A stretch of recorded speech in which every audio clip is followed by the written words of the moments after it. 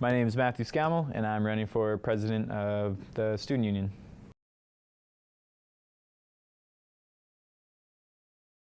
I'm running because I don't like the traditional kind of style of doing the political types of campaigns, such as approaching people in the hallways and kind of, putting up plain posters that nobody really looks at. So I thought that my brother and I, being from kind of fringe faculties, they're quite small. Engineering's a little bit bigger, but we traditionally don't see people from those types of faculties in office. So we thought we could give it a shot and do a good job.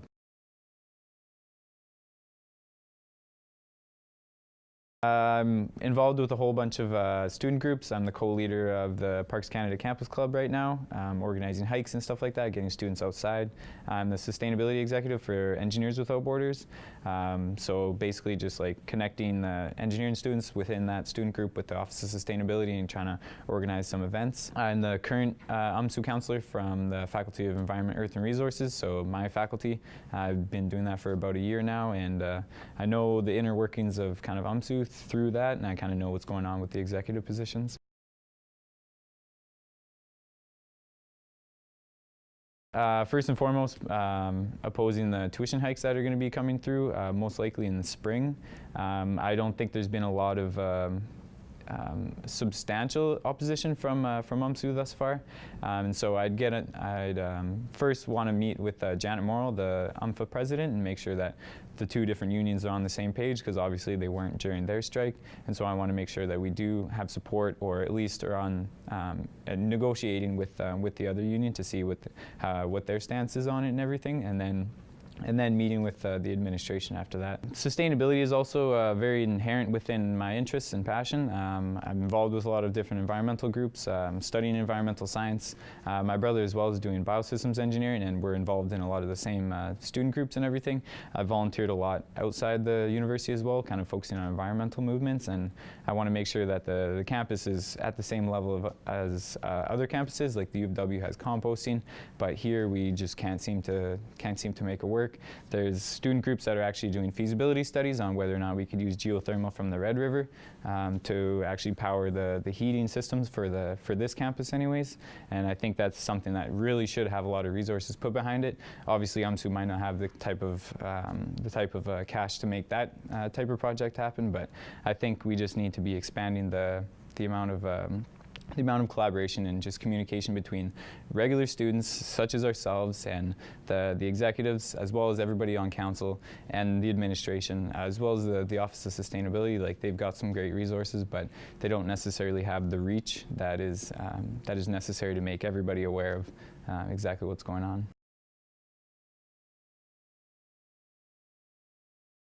I don't think it's being performed effectively, but it should be just representing everyday average students. One thing that I kind of noticed was I've been on my student council for almost a year now, and we haven't had any executives come in, try to meet with us, get our opinions on things, anything like that.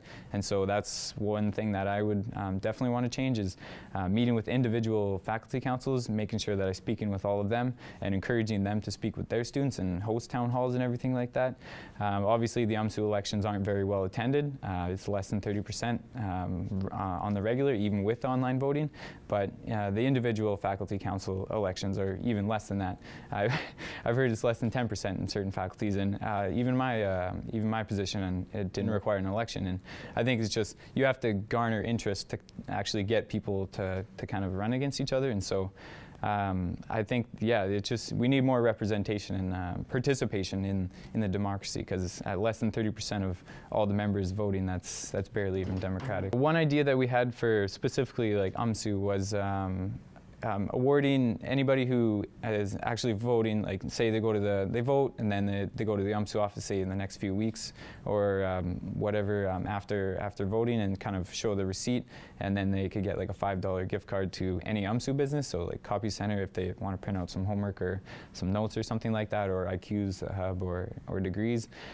Specifically because like there's no incentive to even become involved, and if even just a small monetary value might make the difference. And like we've set a goal at getting voter participation at least 50%, which is ridiculous, because it should be, the majority of students should have to vote to allow these people to be coming into the executive positions. But That's one idea we've had. I think it would help if the executives were actually going to all the smaller meetings and everything like that. Like, obviously the Board of Governors and the Senate is important. You need to go to those meetings, but you can't just forget about the 20,000 students that, you know, aren't being involved in the everyday conversations.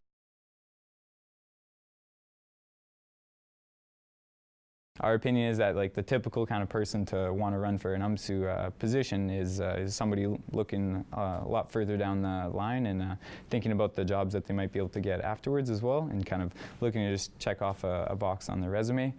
We had Adam Pollock, the Vice President Internal, resign early last year because he took a job with the Provincial Progressive Conservatives.